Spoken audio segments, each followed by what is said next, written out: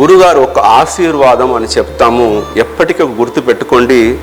నేను last time కూడా చెప్పాను, గురువుకు ఉన్న బలం గురువుకే తెలియదు అని చెప్పాను. లాస్ట్ మీటింగ్లో కూడా మీకు అందరికీ చెప్పాను, గురుగారికి ఉన్న బలం గురువుకే తెలియదు. అంటే గురుగారు మనకి ఆశీర్వాదం ఇచ్చారు అనుకుంటాం, అంటే సకల కార్య సిద్ధి అని చెప్తాం.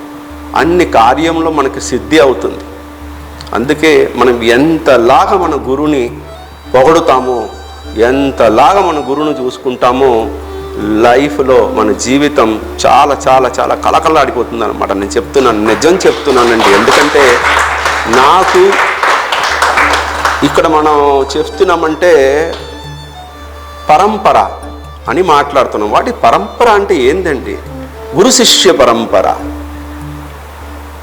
గురు ఒక శిష్య, అలా ఒక పరంపర మనకి గురుగారు తయారు చేసి ఇస్తున్నారంటే గురు శిష్య పరంపర మనకి ఇంకా లాగా వెళ్ళాలి. గురుకు తెలిసిన సీక్రెట్, గురుకు చేసిన మంత్రాలు మనం నేర్చుకోవాలి, ఇంకా 10 మందికి పంచిపెట్టాలి.